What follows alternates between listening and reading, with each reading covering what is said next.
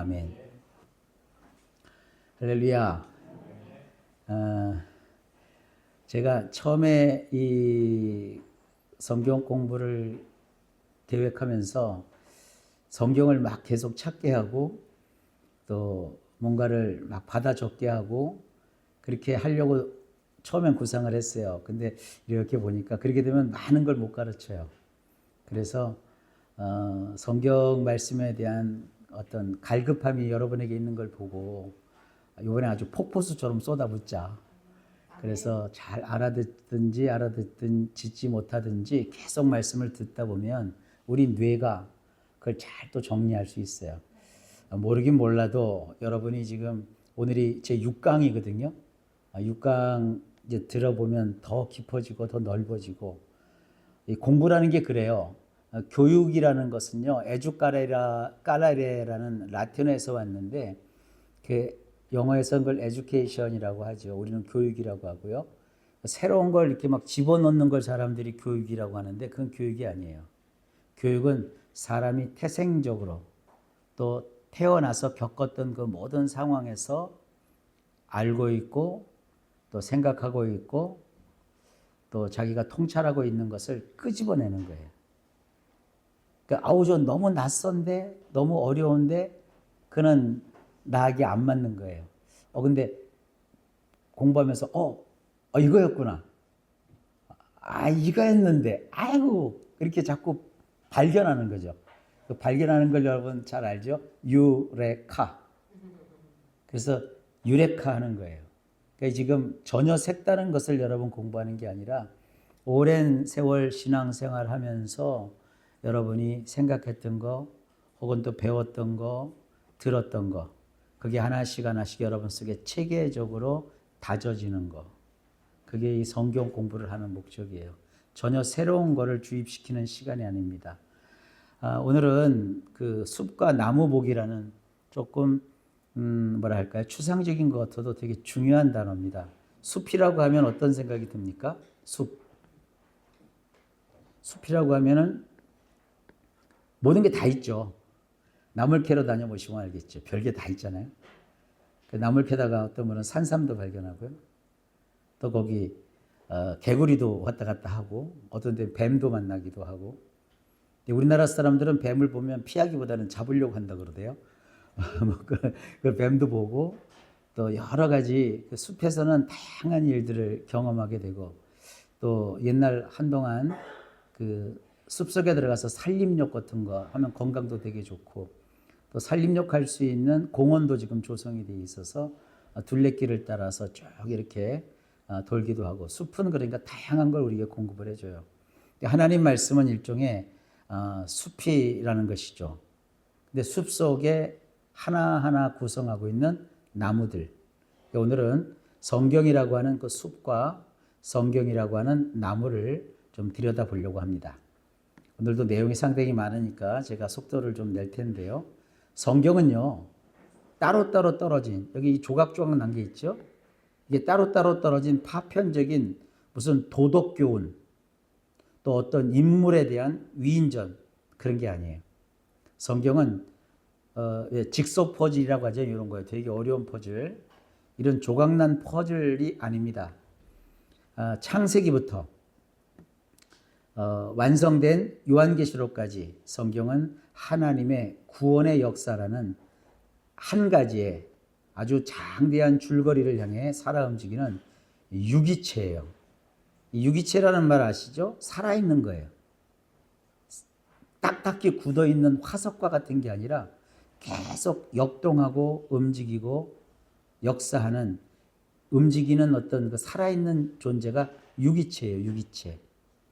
창세기부터 요한계시록까지 딱딱하게 뭐 굳어있는 화석이 아니라 계속해서 창세기를 봐도 거기 살아 움직이고 또 이사야를 봐도 그렇고 그리고 시가서를 뿐만 아니라 선지서 저 뒷부분에 뭐 나홈이라든지 하박국이라든지 이런 말씀을 봐도 거기에 살아 움직이는 그런 놀라운 모습을 보게 되죠.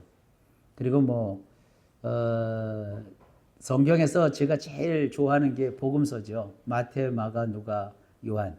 우리의 구주이신 예수님이 인간의 몸을 입고 이 땅에 오셔서 이 사복음서에는 딱 두 가지가 있는 거예요. 예수님이 다니시며 행하셨던 행적, 그리고 우리에게 주셨던 말씀. 그리고 서신서에 가보면 그 예수님의 그 행적과 예수님의 말씀을 바울이라고 하는 당대 최고의 석학이죠. 그리고 뭐라 할까요?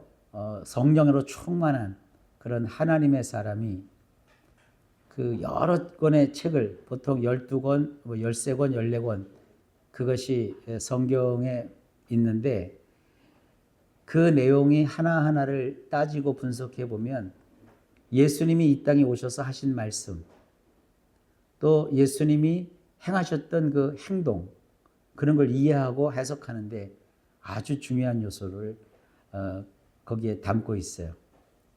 그래서 복음서만 봐도 안 되고 서신서까지 봐야 돼요. 서신서 맨 마지막에 장식하고 있는 요한계시록. 대부분 이 요한계시록을 따로 떼서 아주 신기하고 이상한 책처럼 이 사람들이 여기는데 여러분 요한계시록 그렇게 신기하고 이상한 책 아닙니다. 동등한 하나님의 말씀입니다. 자, 이 중요한 게 살아있다 이런 뜻이에요. 자, 여러분 이게 굉장히 신학 용어거든요. 메타 내러티브. 이 메타라는 것은 번역하면 거대, 아주 크다. 내러티브는 이 담론, 서사, 내용, 이야기. 그러니까 인간의 기원과 사람들이 이루어가는 역사, 히스토리예요.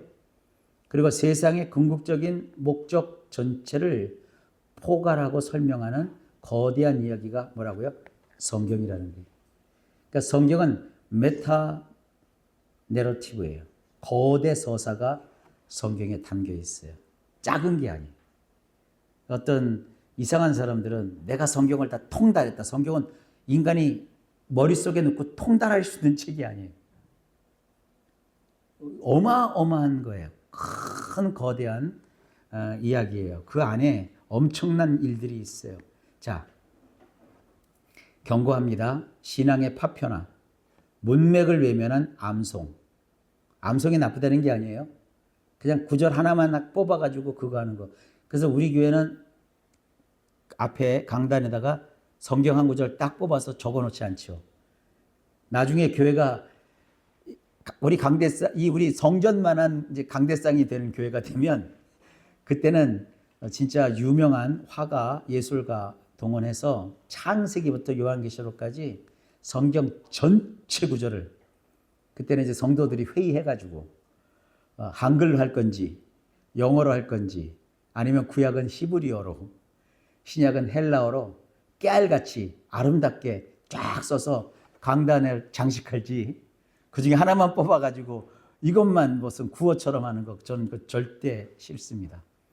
성경은 중요한 건 우리가 암송할 수 있지만 문맥을 외면한 암송 굉장히 위험합니다. 또 주관적인 감정에 치우친 성급한 큐티. 큐티하지 말라는 얘기가 아니에요.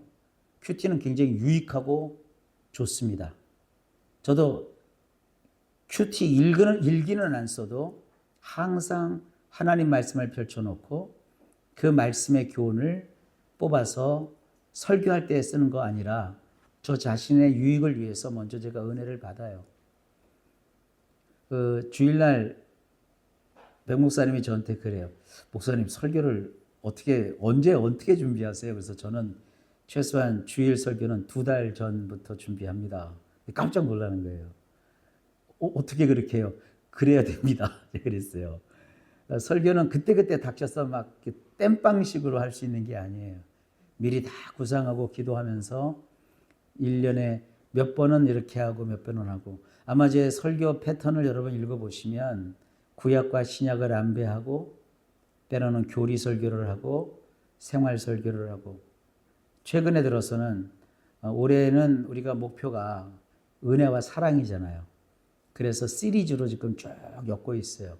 아주 중요한 토대가 되기 때문에 설교도 미리 준비하는 거지. 그때 막 설교 딱 해요. 주여 이번 주에 어떤 설교를 탁 해놓고 착 찍어놓고 이렇게 하면 글쎄요 이게 편할지 모르겠어요. 그러나 그거는 저는 싫어요.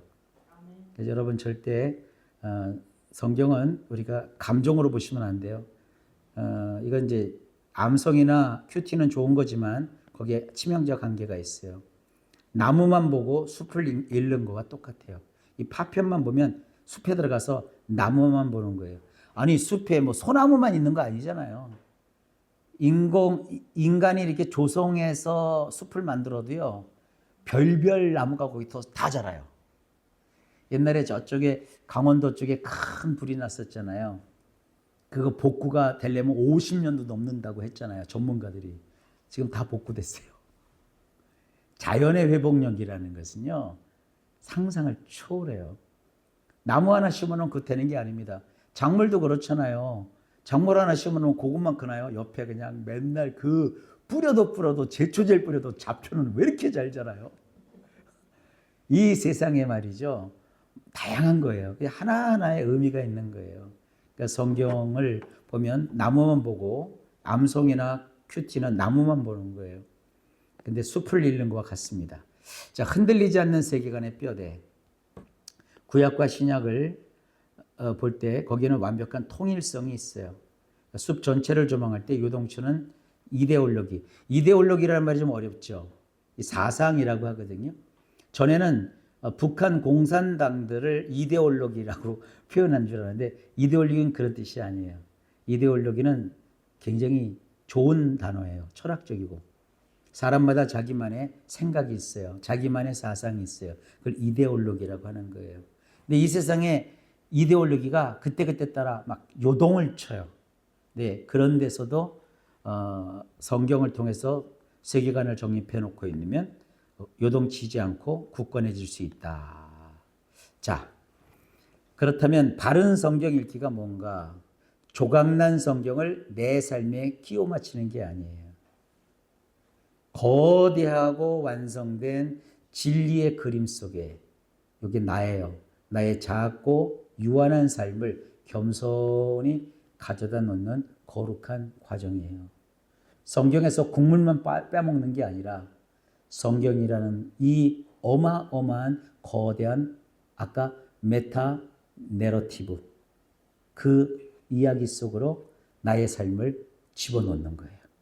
그래서 내 생각으로 난 죽겠다 하지만 성경이 그래 네가 죽는 게 맞아. 그러면 죽어야죠. 그러나 성경은 그렇게 말하지 않아요. 그러니까 내 생각을 성경을 통해서 바로잡고 그것이 나의 인생의 가치관이 되고 세계관이 되는 거. 그래서 우리가 성경을 읽는 거고 바르게 읽어야 되는 거예요. 아시겠죠?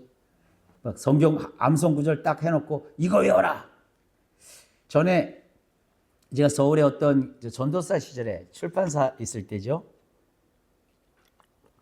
교회에서 성경 암송 대회를 했어요. 야고보서 전체를 암송을 하는데 한 교인이 한 200명 좀 넘었거든요. 거기가 그 초창기 때. 한 200명 넘는 사람 중에서 성경 암송 대회에 한 5, 60명이 참여를 했어요. 근데 깜짝 놀란 게 있어요. 어떤 여성 한 분이 있는데 진짜 토시 하나 틀리지 않고 야고보서 전체를 다 외우더라고요. 너무 좋잖아요. 그분 상 받고 막 축하해주고 그랬어요. 근데 제가 그냥 넘어갈 사람이 아니죠. 그래서 제가 그분한테 서 읽는 것을 깨닫는요 그랬더니 그분이 뭐라는지 알아요? 깨닫지는 못해도 성경 말씀을 내 안에 담을 수 있어서 나는 행복합니다. 그래요. 근데 주변에 있던 사람이 대단하다 그러지만 저는 나이가 들어가지고 성경을 암송만 한다고 안 돼요. 나이가 들면 암송이 아니라 이해를 할 줄 알아야 돼요.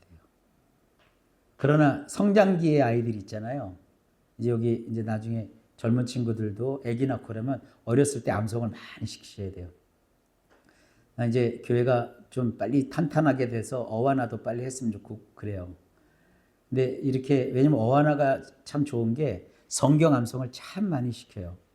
어렸을 때 하는 거예요.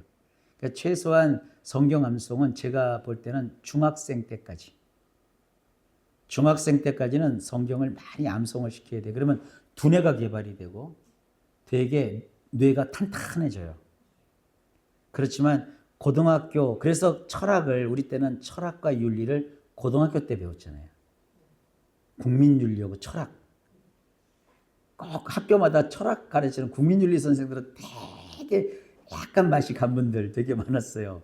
왜냐하면 철학을 가르치니까 고등학생 때 애들이 다 담을 수 없는 그런 얘기들을 막 해주고 그랬거든요. 근데 고등학교 때부터 철학을 가르치는 거 참 그 교육을 기획하신 분이 대단한 분이에요. 중학교 때는 철학 가르치면 못 알아먹어요. 고등학교 때부터는 철학을 하고 윤리를 해서 인생 가치관을 이렇게 정립시킨다고요. 요즘이야 되게 학교 들어가면 다 대학 가고 이렇게 전문 교육을 갖지만 저 때만 해도 대학을 안 가는 사람도 많았거든요. 고등학교까지만 하고 바로 사회 일선으로 나가야 되니까 사회에 나가면 뭔가 생각하고 판단하고 선택해야 되잖아요. 그럴 때 필요한 게 철학적 사고거든요. 그리고 풍부한 상식이고요. 그 철학에서 다루는 거예요. 그걸 가지고 나가서 세상을 사는 거예요.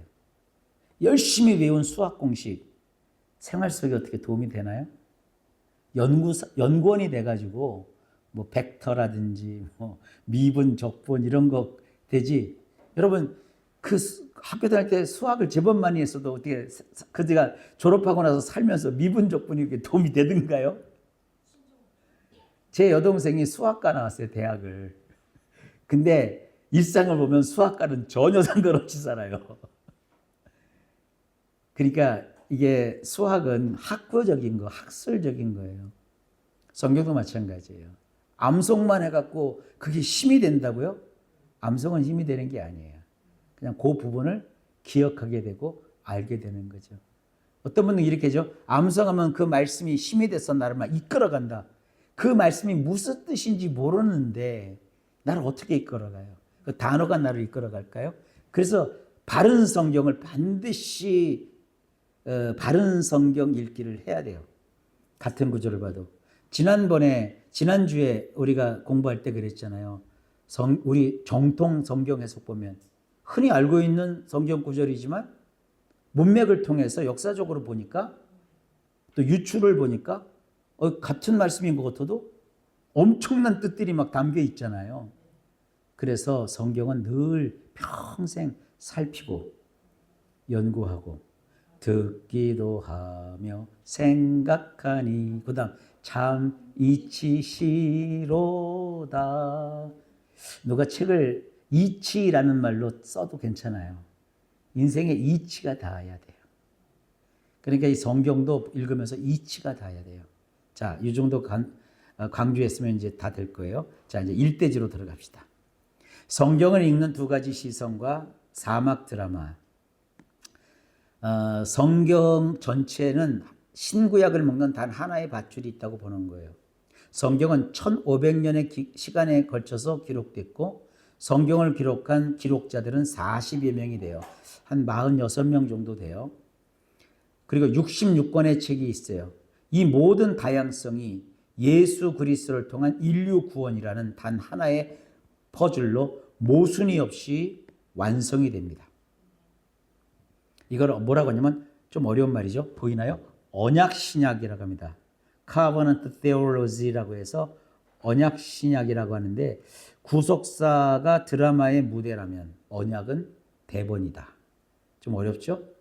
언약은 파기 가능한 계약이 아니라 사람들의 배신에도 홀로 맹세를 지켜내는 하나님의 인격적인 사랑이다. 자, 이것만 이해하시면 돼요. 언약신학이라는 용어만 이게 머릿속에 담아두세요. 그럼 이제 뒤로 들어가 봅시다. 자, 성경을 읽는 두 가지 시선에 완벽한 조화가 있어요. 첫째, 현미경의 시선으로 성경을 들여다봐요. 나무를 보는 거예요. 또 하나는 망원경의 시선으로 숲을 보는 거예요. 이건 거시적으로 보는 거예요. 작게 보는 건 미시적으로, 이건 거시적으로. 현미경의 시선을 가지고 성경을 보는 특징은 뭐냐? 성경 속에 있는 보시면 단어, 문법, 역사적 상황을 정밀하게 관찰하는 이걸 주해라고 합니다. 주해. 이 치명적인 부작용이 있어요. 현미경으로만 들여다보면 본문의 핵심을 놓칩니다. 그러니까 가인만 읽는 게 아니라 가인의 아내는 누굴까? 이런 쓸데없는 생각해요. 지엽적이고 소모적인 논쟁에 매몰이 돼버릴 수 있어요. 현미경만 자꾸 보면. 또 망원경으로 보는 게 있어요. 66권 전체를 관통하는 하나님의 거대한 구원의 서사를 멀리서 조망하는 거예요. 치명적인 부작용이 있어요. 멀리서만 보면. 구체적인 삶의 순종을 잃어버리고 무조건 믿으면 끝이라는 뜬구름 잡는 신앙으로 전락해버리고 말아요. 그러니까 본문을 파고드는 주애와 전체를 관통하는 조망, 이 두 날개가 모두 필요합니다. 두 관점이 조화를 이루지 못할 때 나무만 보고 현미경으로만 보면 나무만 보고 숲을 잃어버려요. 망원경으로 보면 숲만 보고 나무를 무시해요. 자, 이 망원경으로 이제 성경을 보는 법부터 좀 얘기를 합시다. 이게 사막 드라마라고 하거든요. 신학자들이 여러 명이 있어요. 제가 나눠준 교재는 라이트라는 사람은 6막으로 봤고요. 그 다음에 교재에는 없지만 알버트 월터스라는 신학자는 4막으로 봤어요. 그러니까 6막과 4막을 보면 그냥 4막으로 보는 게 나아요. 어떻게 보냐면 성경을요. 창조, 2막은 타락, 3막은 구속, 4막은 완성. 여러분 혹시 연극 보러 가보셨어요? 연극에 1막, 2막, 3막, 4막이 있듯이 성경도 이런 내러티브, 문학적 기법이 있다고요. 1막이 있어요. 이제 월터스 같은 또 라이트 같은 이런 성경학자들이 이제 얘기하는 거죠. 성경 전체를 보면 1막은 창조부터 시작을 하잖아요. 그리고 하나님이 창조하신 세상에 하나님이 이제 선하게 창조를 하시고, 근데 인간이 타락해버리죠. 왜? 죄 때문에 타락하잖아요. 타락함으로 인간에게 고통이 찾아왔죠. 죄가 들어와서. 그러나 예수님이 그런 인간을 어떻게 하세요? 십자가와 부활로 구원을 하시죠. 그래서 신약이 다 끝나요. 근데 구원이 언제까지 지속되는 게 아니라 완성될 날이 오죠. 그래서 지금 현재 우리는 어디 있느냐? 구속과 완성의 틈바구니에 있는 거예요. 이게 뭐 이렇게 중요하자고요? 중요해요. 그 다음으로 봅시다. 자, 이 창조 성경을 들여다볼 때 어떤 구절, 뭐 구약의 어떤 구절, 신약의 어떤 구절을 볼 때도 이 사막 드라마의 관점에서 성경을 이렇게 들여다보라는 거예요. 그래야 큰 틀에서 그 성경 부분을 볼 수 있다는 거예요. 처음에 창조라고 했죠. 이 창조가 도대체 뭐냐면 원 상태. 성경을 볼 때 성경 보면서 바로 내가 이거 어떤 나를 보는 게 아니라 성경을 보면 성경 본문의 원래 상태, 그 성경 본문의 상황을 파악하는 거예요. 창조의 순간에 하나님이 아름답게 만드셨잖아요. 창세기 1장을 보면서 거기서 여러분들은 뭘 봐요? 보시기에 아름답다, 좋았더라. 그 토브라는 말이 아름답다, 선하다, 행복하다 이런 뜻이 있어요. 주님이 6일 동안 세상을 창조하시면서 그때그때마다 참 좋으셨어요. 행복했어요. 근데 어떤 바보 같은 사람들은 그 중에 어떤 한 날은 주님이 좋았다라고 안 했대. 여러분 그 글 쓰다 보면 생략법이라는 게 있어요. 여기도 이제 영어 잘하는 친구도 있는데 영어에 보면은 그 지시어를 가지고 긴 문장을 이렇게 축약하고 생략을 해요. 되게 기발한 기법이거든요. 근데 창세기 그 1장에 쫙 펼치는데 이게 무슨 과학 교과서도 아니고 1일 날은 좋았더라, 2일 날은 좋았더라, 3일 날 좋았다는데 뭘 했을 때 이게 좋았더라가 없더라. 이 날은 특별하게 이상한 날이다. 그렇게 보지 말라고요. 그 장면에서는 창조하신 거예요. 창조한 게 아름다웠어요. 근데 창세기를 보고 또 우스운 놈들이 갭이론을 또 만들어. 갭이라는 게 뭔가 이렇게 비어 있는 거잖아요. 창세기 1장 1절과 창세기 1장 2절 사이에 어마어마한 갭이 있다는 거예요. 갭이 어디 있어? 구멍도 없네. 원래 1장 1절에서 창조했다가 와르르 무너졌대. 2절에 다시 시작했대. 아주 대단한 거지 뻐기면서 얘기하는데 아주 꽝이요. 성경 그렇게 보면 안 돼요. 1장은 1장 자체를 보는 거예요. 본문 자체를 봐야지 그거에서 뭘 자꾸 연상해서 희한한 짓들을 한다고요. 하나님이 세상을 완벽하게 지으셨고 인간은 하나님과 깊이 교제하는 영광스러운 상태였어요. 성경 너무 지지하게 보지 마세요. 큰 데서 망원경으로 보는 거예요. 아니 망원경으로 그게 다 보여요? 망원경은 진짜 크게. 저 어렸을 때 우리 아버지한테 선물을 딱 하나 받았어요. 제가 살면서 아버지한테 선물 딱 하나 받았어. 망원경. 그 어렸을 때 왜 그 있잖아요. 그 선장들 보물섬 선장이 갖고 다니는 그 망원경, 원통 망원경. 그거를 내가 좋아하니까 아버지가 그거 하나 사줬어요. 근데 우리 외삼촌이 갖다가 없애버렸어. 항상 저희 인생에서 외삼촌이 문제였어요. 삼촌이 갖다가 다 망가뜨렸어요. 그런데 그 이후부터 저는 망원경을 참 좋아해요. 근데 요즘은 망원경이 있어도 못 가지고 다녀요. 의심하고 괜히 사람들한테 변태 소리 들어요. 근데 망원경 갖고 제가 좋아했던 게 멀리 있는 걸 볼 수 있잖아요. 저는 그걸 되게 좋아했거든요. 근데 요즘은 망원경 갖고 이상한 짓 하는 놈들이 너무 많아갖고, 근데 어쨌든 망원경은 멀리서 보는 거예요. 근데 멀리서 볼 때 장세하게 보이진 않아요. 희미하죠. 아, 저기 물체가 보이는데, 아, 저기 움직이는 사람이다. 저게 동물이다. 그 정도로 보여요. 전에 강화도에 갔을 때, 강화도 이제 우리 기도원 자리를 갔을 때 정 목사님과 같이 갔을 때 거기 통일전망대가 있어요. 강화도에. 강화도 통일전망대에서 북한이 보여요. 근데 거기 망원경이 다 있어요. 망원경을 보면 그 북한 사람들이 거기서 자전거 타고 다니고 오토바이 타고 다니고 쟁기질하는 게 다 보여요. 근데 얼굴은 뚜렷하게 안 보여요. 그걸 보면 아, 저기 북한 사람들이 농사 짓는구나. 북한 사람들이 오토바이 타고 가는구나. 자전거 타고 가는구나. 그 정도는 보여요. 아, 저기도 사람이 살고 있구나. 망원경으로는 그걸 봐요. 현미경으로 보려면 직접 가서 만나야 되겠죠. 그러니까 성경도 망원경으로 보는 게 중요한 거예요. 먼저 너무 성경 본문 하나하나에 매달리는 게 아니라 전체적으로 보는 거예요. 두 번째, 타락. 그러나 모든 것이 망가졌어요. 왜? 인간의 교만과 반역으로 죄가 들어왔어요.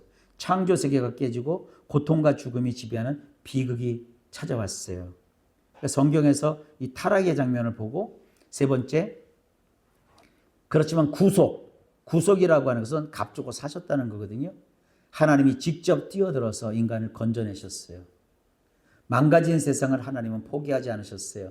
인간의 역사를 뚫고 들어오셔서 예수 그리스도의 십자가의 피로 우리를 다시 살려내셨어요. 그리고 완성, 영광스러운 해피엔딩. 마침표로 하나님이 세상 마침표를 찍어요. 어떤 사람이 종말론을 공부했는데 마음에 두려움이 있는 거예요. 목사님, 핵전쟁이 터진대요. 오염된대요. 이 어떻게 하면 좋아요? 아니요. 성경은 이 지구가 핵으로 무너진다고 말하고 있잖아요. 환경이 오염돼서 난리 난다고 말하고 있잖아요.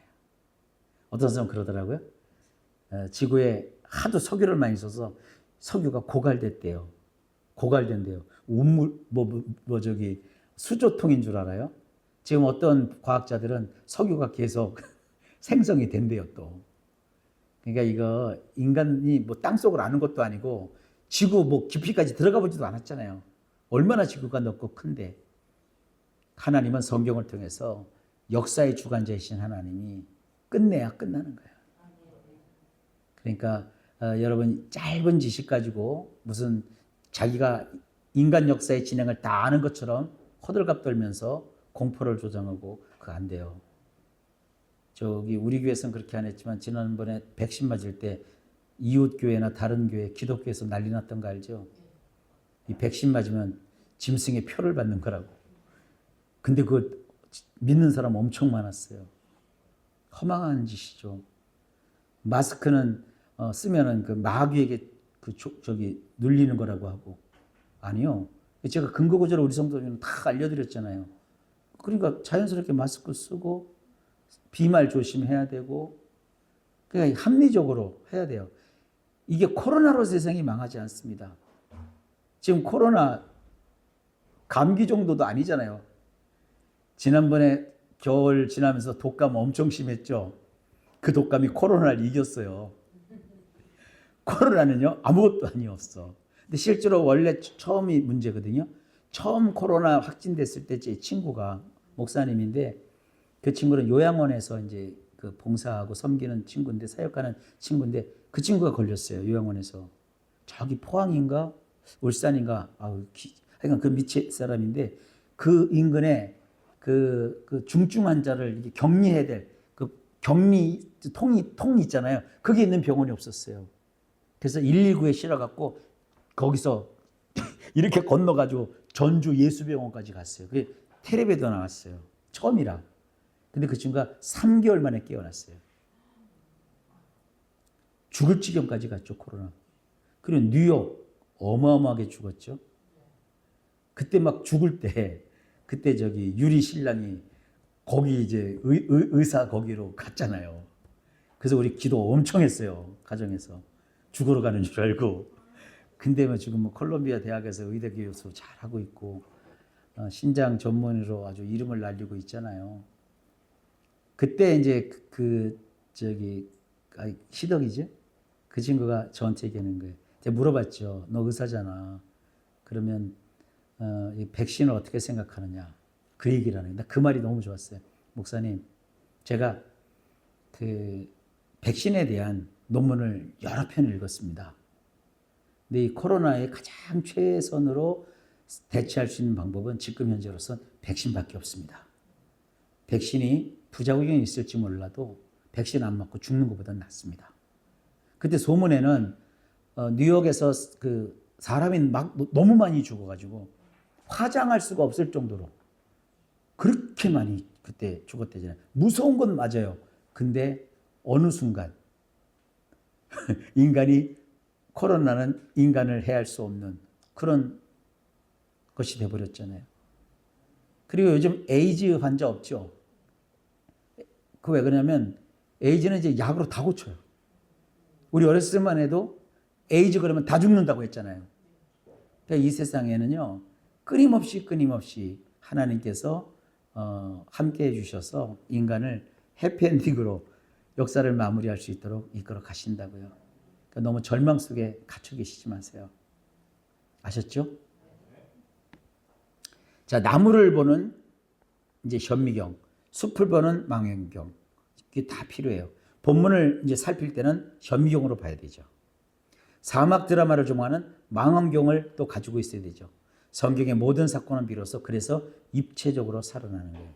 이게 아마 지금 실감이 안 나실 거예요. 제가 이게 툭툭툭툭 큰 것만 던지니까. 그래서 조금씩 이제 안으로 들어가는 겁니다. 자, 한번 읽어볼까요? 출애굽기 사건을 한번 읽어볼까요? 이제 현미경으로 한번 들여다봅시다. 거기 보면 10가지 제약 나오죠. 요것만 드린다 공부해. 성경 퀴즈예요. 첫째 제약이 뭡니까? 둘째 제약이 뭡니까? 이거 막 외워. 유월절, 어린 양의 피, 홍해가 갈라졌어요. 이 홍해죠. 이스라엘 민족의 생생한 기적적 탈출 과정을 정밀하게 이제 들여볼 수 있어요. 그런데 망원경으로 이제 들여다봅니다. 자, 다시 할게요. 코로나 얘기할 때 제가 현미경식으로 코로나를 봤어요. 이거 가지고 막 사람이 죽고 백신을 맞느냐 안 맞느냐 막 이게 그지만 멀리서 보니까 그것이 당장은 죽을 병 같아도 결국은 정복할 전염병이었고 그걸 정복했어요. 똑같은 거예요. 이걸 멀리서 망원경으로 한번 봅시다. 단순한 과거의 사건이 아니에요. 자, 아까 봤던 성경을 처음부터 끝까지 사막으로 봤던 그 관념을 갖다가 이 본문을 어떻게 읽느냐 보면 1막은 그때 상황이 이렇다는 거죠. 1막이죠 이게. 이제 2막은 봅시다. 애굽은 인간의 타락을 볼 수 있죠. 타락한 세상이잖아요, 애굽은. 거기서 볼 때는요. 어린 양의 피는 장차 우리를 살리실 예수 그리스도의 구속이 거기 담겨 있죠. 이 사건 안에 성경 전체로 이제 이 사건을 보니까 거기 인간의 타락이 보인다고요. 타락한 인간이 애굽에 있었는데 거기서 하나님이 끌어내시잖아요. 그래서 구속이 보이죠. 광야의 여정, 광야의 끝은 뭐예요? 광야였을까요? 출애굽한 1세대는 불순종해서 거기서 다 죽었어요. 사막에서. 그렇지만 하나님께서는 그들을 죽이려고 끌어낸 게 아니잖아요. 원망하다가 죽었잖아요. 그래서 바울이 그러잖아요. 우리는 원망하다가 망하지 말자. 그래 끝낸 게 아니라 그 다음 세대를 여호수아와 갈렙을 통해서 결국 가나안 땅에 들어가서 그 땅을 갖게 하셨잖아요. 그러니까 출애굽만 하나만 봐도 이것만 보는 게 아니라 이것까지 봐야 돼요. 근데 이상한 하나님 아버지가 있는데 하나님 어머니를 왜 없나요? 이런 놈들은 이것만 드립다 보는 거예요. 6월절. 또 어떤 이단이나 사이비는 맨날 어린 양의 피 막 아니라니까요. 그러니까 이거는 그냥 그런 게 있어요. 근데 그걸 왜 거기다가 하나님이 등장시키냐? 이걸 해갖고 인간을 구원하고 결국은 하나님이 원하시는 천국의 완성된 모습을 인간에게 보여주시고 그렇게 가도록 하려고 큰 그림에서 보면 이게 보인다고요. 그러니까 엉뚱한 짓을 할 수가 없는 거죠. 자, 또 다윗과 골리앗을 한번 읽어볼까요? 조약돌 5개를 들고 거인 골리앗을 쓰러뜨린 어린 양치기 소년 다윗, 그의 용기와 승리의 이야기를 봐요. 이건 이제 주일학교는 이 정도로 되는 거예요. 주일학교는. 그러나 고등학생 정도 이상, 대학생 또 성도들은 망원경으로 이 사건을 볼 줄 알아야 돼요. 이건 이제 1막이에요. 1막. 그죠? 야, 왜 글씨가 안 쓰시죠? 1막. 그죠? 있는 상황 그냥 본 거예요. 이걸 어떻게 보느냐? 긍정적인 용기를 내자는 윤리적 교훈이 아니에요. 벌벌 떠는 이스라엘의 군대는 우리의 타락한 모습이에요. 하나님이 옆에 늘 함께 하심에도 불구하고 골리앗의 그 위협 속에서 벌벌 떠는 것은 타락한 우리의 연약한 모습을 거기서 이해할 수 있다고요. 그리고 홀로 거인을 꺾은 다윗은 사탄을 짓밟고 우리를 살려내신 진짜 왕 예수 그리스도의 구속을 선명하게 보여줘요. 이 조약돌 하나 가지고 물인매죠. 물인매 이게 표준어예요. 물매가 아니라 물인매를 가지고 한 방에 그냥 빵 하고 무너뜨려서 칼 갖고 팍 찔러 갖고 이 골리앗을 처단하죠. 예수 그리스도의 십자가는 물매와 같이 연약한 것이잖아요. 체포당하시고 끌려가시고 채찍 맞으시고 뺨도 맞으시고 난 성경 그거 볼 때마다 너무 가슴이 찢어져요. 침뱉음을 당하시고 그리고 연약하게 죽었어요. 옛날 우리 정 목사님이 십자가를 참 멋있게 설교하셨어요. 마귀가 그걸 보고 낄낄낄낄 거렸어요. 옆에서 이겼다 마귀가. 왜? 우리가 구원자를 죽였다. C.S. 루이스는 자기의 작품 나니아 연대기에서 사자가 어느 날 죽어요. 나니아 그 연대기에 보면 아이들이 벽장이라 장 뭐라고 하죠? 그 장 옷장 그 안에 들어가서 나니아 그 나라에 들어갔을 때 거기 옆에 이제 어떤 사람이 알려주죠. 옛날 전설에 저 사자왕이 죽었다 다시 살아난다는 얘기가 있다. 그러면 사탄의 세계가 망한다. 근데 이제 그 영화로도 보면 거기서 죽었던 사자가 살아나잖아요. 그런 거예요. 그러니까 진짜 우리를 구속할 분은 예수 그리스도. 연약하지만 결국 물인매 짱돌 하나지만 적을 물리쳤죠. 사실은 이 물인매의 그 위력이요 화살 정도로 대단하대요. 그래서 물인매 던지는 물인매 병이 따로 있었대요. 대단한 거 아닙니까? 여러분 이렇게 자기가 골리앗만 보더라도 사막으로 보니까 쭉 연결되잖아요. 여러분 이거 보면 신기하지 않아? 왜? 맨날 이런 설교 들었으니까 우리 성도님들은 이게 하나도 신기하지 않아. 뭐 그거 다 아는 건데 근데 다른 사람들이 보면 깜짝 놀래요. 그냥 이것만 배우던 드립다. 이런 것까지 얘기 안 해요. 자, 내 삶과 고난도 성경을 통해서 이렇게 현미경으로 봅시다. 내 삶을 한번 드려볼까요? 아픈 분들 있죠? 재정, 또 인간관계 깨지고 숨쉬기조차 힘들 만큼 눈물 겪고 참혹한 현실. 이게 나의 삶이요. 이것만 본다고요. 현미경으로 이것만 들여다보고 나는 망했다, 나는 끝났다, 하나님은 떠나갔다. 아니요, 망원경으로 볼 줄 알아야 돼요. 망가진 세상의 당연한 결과다. 내가 이렇게 질병도 걸리고 때로는 재정적으로 어렵고 관계가 깨어진 것은 내가 죄져서 그런 게 아니라 원래 망가진 세상에 흔한 일이다. 나만 겪는 아픔이 아니다. 이 말이죠, 타락. 그러나 억울함 대신 십자가 은혜에 기대어 내가 숨을 고를 수 있어요. 왜? 십자가에서 나의 모든 저주를 다 짊어지신 예수님의 그 십자가 보혈의 공로를 내가 알기 때문에 산막이죠. 그럼 이제 희망이 있는 거죠. 눈물을 닦아주실 새하늘과 새 땅을 바라보며 이길 수 있다. 완성되는 거예요. 그러니까 여러분도 지금 구속과 완성 사이에 있는 거예요. 고난을 겪고 어렵고 힘들더라도 우리는 이긴 자들이고 하나님이 함께 하시기 때문에 결국 내 삶의 고난도 이 사막으로 보면 아주 성경의 내용을 통해서 새 힘을 얻을 수 있지 않습니까? 나는 지금 어느 막에 있는가? 현미경과 망원경을 함께 장착할 때 성도는 자신이 이 장대한 구원의 역사에 어느 지점에 있는지 정확하게 인식하게 된다. 어디 있다고 그랬죠? 산막과 사막. 예수님의 십자가 구속은 완성됐어요. 근데 이 십자가가 아직도 미완성이라고 떠들어대는 놈들이 있잖아요. 큰일 났어요, 사람들이. 그리고 구약으로 가서 율법을 지키자고 자꾸 그래요. 왜 그래요? 그런 분들은 저희 로마서 설교를 좀 들어야 돼요. 산막은 그리스도께서 십자가에서 이루셨어요. 이제 주님께서 오셔서 완성할 그 하나님의 나라, 그 지금 이 사이에 우리가 있어요.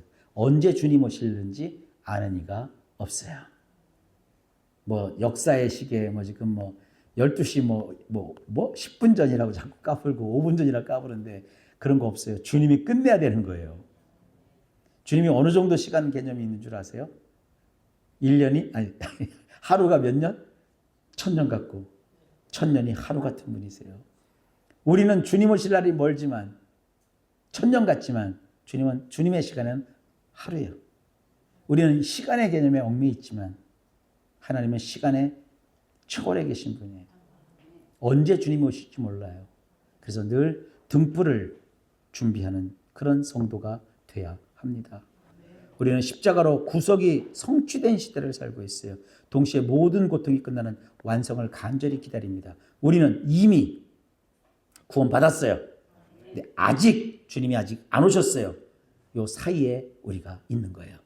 구약의 성도는 다르죠. 구약의 성도는 창조는 겪었지만 타락과 아직 구원이 이루어지지 않은 그 사이에 구약에 다니엘도 있었고 이사야도 있었고 모세도 있었어요. 그래서 히브리서 11장에 보면 이 주님의 십자가 이후에는 우리가 그들보다 더 위에 있는 거예요. 위치가 위가 있는 게 아니라 더 뭐라고 할까요? 우수한 거예요. 질이 좋은 거예요. 우리는 십자가를 겪었기 때문에. 그러니까 여러분 참 놀라운 은혜를 우리가 받고 있습니다. 아까 찬송 335장 335장 기억하시죠? 그 찬송? 우리는 그렇게 존귀한 존재들입니다. 흔들림 없이 전진하는 거룩한 배역. 이 사막 드라마의 해피엔딩을 확신하는 자는 결코 길을 잃거나 절망하지 않습니다. 아무리 어렵고 힘들어도 여러분 구원 받은 사람입니다. 이제 완성에 이를 때까지 그 사이에 있으니까 신앙이 혹시 떨어져 있으면 일으켜 세워주시는 하나님의 은혜를 구하세요.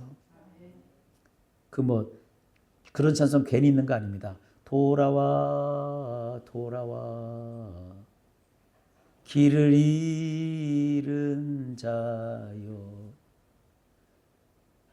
그 사람 구원 못 받아서가 아니에요. 이 구속과 완성 사이에 정처 없이 방황하고 어렵고 힘들어하는 사람이라고요.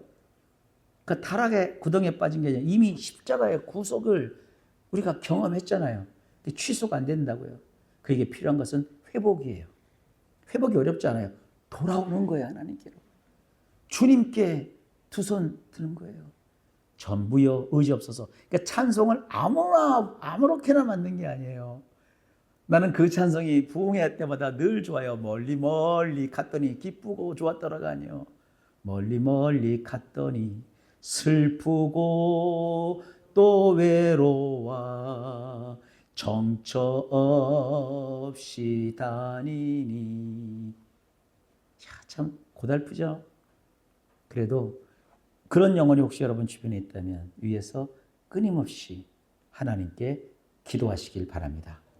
어떤 형편에서도 타협하지 않고 오늘 내 삶의 자리에서 하나님의 나라의 백성이라는 거룩한 배역을 영광스럽게 살아냅니다. 자, 이제 그 다음에 두 번째로 넘어갑시다. 성경을 관통하는 거대한 뼈대 언약과 구속사. 자, 성경이라는 숲을 관통하는 두 가지가 있어요. 하나는 통일성이 있고 하나는 연속성이 있어요. 말이 좀 어렵죠? 통일성이 뭘까요? 거대한 하나의 퍼즐, 아까도 얘기했죠. 1500년의 시간, 40여 명의 성경 기록자, 66권의 책, 따로 있는 것 같지만 이 모든 조각을 맞추면 단 하나의 그림이 완성되는데 완성된 그림이 뭐냐? 예수 그리스도를 통한 인류의 구원입니다. 연속성은 뭐냐? 이건 심고 거두는 법칙인데, 자, 구약은 약속과 그림자라는 작은 씨앗을 심은 거예요. 구약에서. 신약은 예수 그리스도라는 위대한 결실이 이루어졌어요. 그럼 구약과 신약 사이에 여러 성경의 이야기들이 진행이 되잖아요. 이런 구속사의 기나긴 세월 속에 생명력 있는 성장이 이루어지고 있는 거예요. 이해가 되시죠? 그러니까 성경은 구약부터 요한계시록까지 따로따로 각자가 아니라 창세기부터 요한계시록까지 쭉 연속성이 있어요. 심었고 그것이 결실을 맺는 것.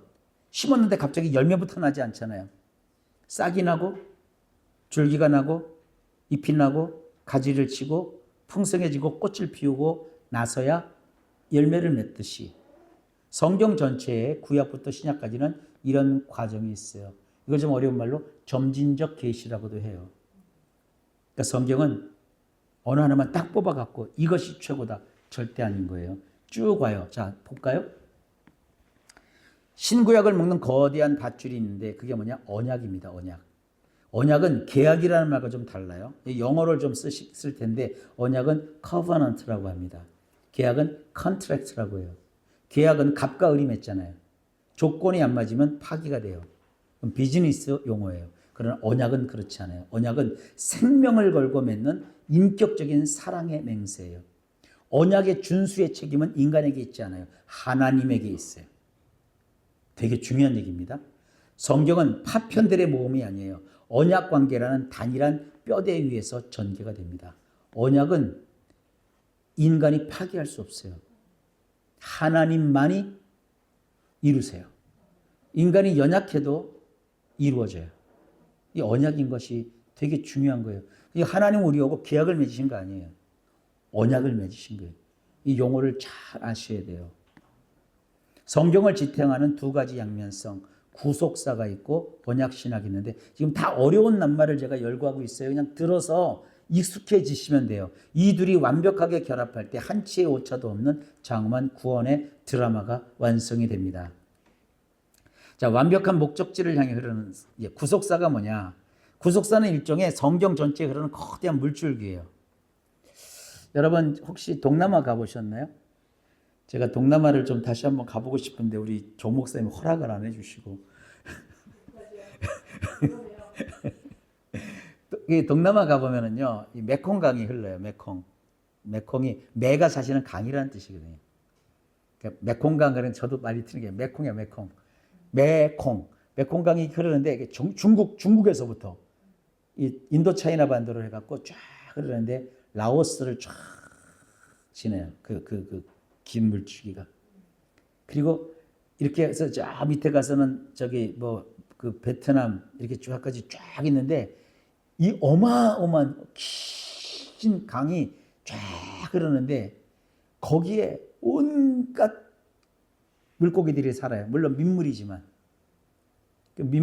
고기가 어마어마하게 많이 있고요. 거기를 주변으로 많은 사람들이 식생을 하면서 삶을 누려요. 나라가 몇 나라를 거치면서 큰 물줄기가 흘러요. 성경이 마찬가지예요. 창세기부터 시작해서 요한계시록까지 거대한 성경의 물줄기가 흘러가는데 그걸 구속사라고 하는 거예요. 그래서 이 구속사에서 그 끝에 사자가 이 실사자라고 표현하기도 해요. 실사. 실이 쫙 연결되는 것처럼. 이걸 구속사라고 하고요. 근데 그 구속사는 그냥 막 흘러가는 게 아니라 그 구속사 속에 뼈다귀가 있어요. 뼈대가 있는데 그 뼈대를 언약이라고 하는 거예요. 그래서 이 두 단어가 중요해요. 구속사.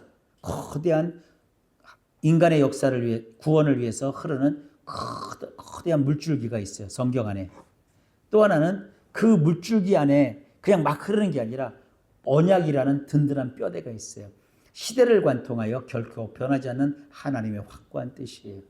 이걸 모르면 자꾸 구약은 율법으로 구원받고 신약은 믿음으로 구원받는다. 이딴 소리 하는 거예요. 구약도 믿음으로 구원받은 거고 신약도 믿음으로 구원받은 거예요. 이건 하나님의 언약에 관한 거예요. 우리가 뭘 잘해서 하나님 우리를 구원하신 거 아니에요. 예수 그리스도. 구약은 그 예수 그리스도를 약속했고 구약의 성도들은 그 약속한 메시아를 바라보고 믿었어요. 우리는 오신 그 주님을 마음에 영접함으로 믿고 있는 거예요. 그냥 모세가 있고 아브라함이 있고 다니엘이 있고 여기 다윗이 있어도 공통점이 있어요. 우리 모두는 믿음으로 말미암아 구원을 받은 거예요. 그래서 그거를 에베소에서 보면 우리가 그의 은혜로 인하여 믿음으로 말미암아 구원을 받았다고요. 근데 여기다가 뭐 구약은 율법으로 받았다 그거 아니에요. 그거는 이걸 모르고 하는 소리예요.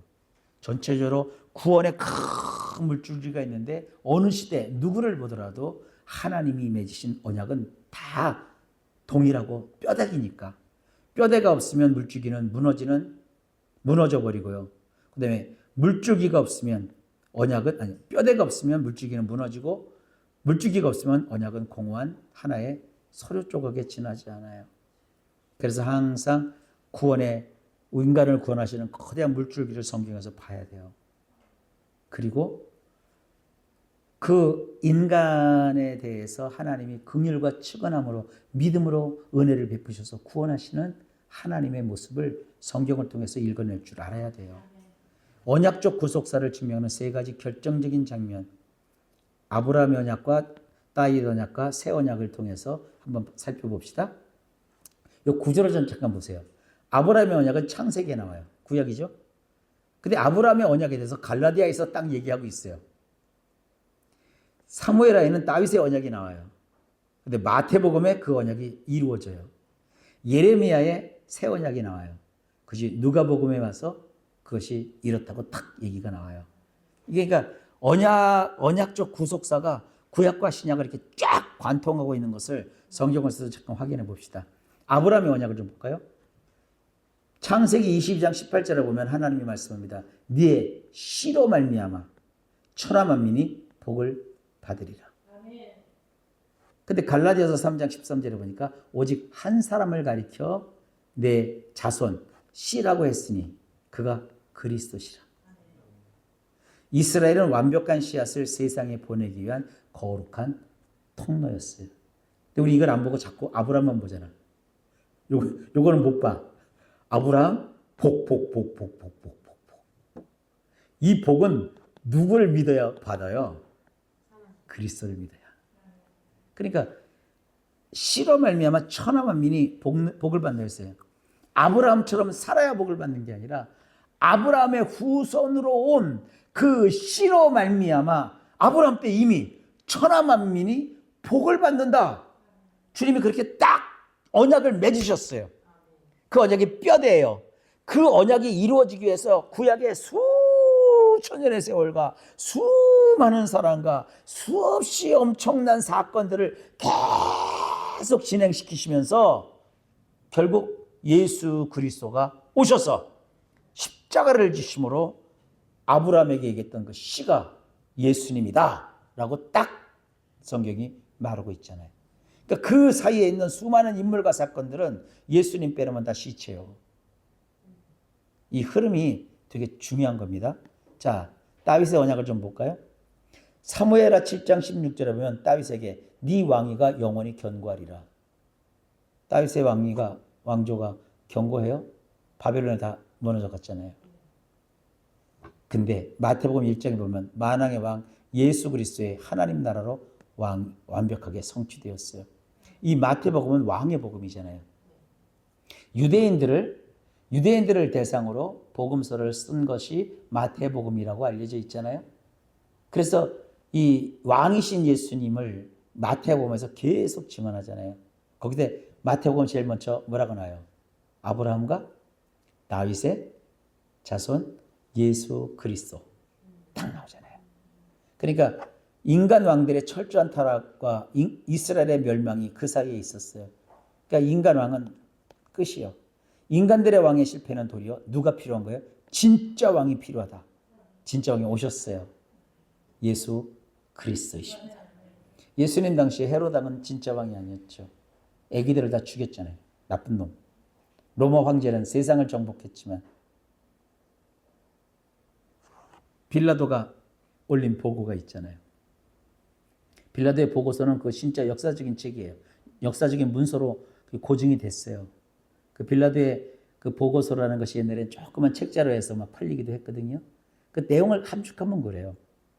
예수라는 분을 사형에 집행을 했는데 이분은 인간이 아닌 것 같다. 보통이 아니다. 그걸 황제께 보고를 해요. 왜? 거기 막 소요가 있었잖아요. 소동이 있었잖아요.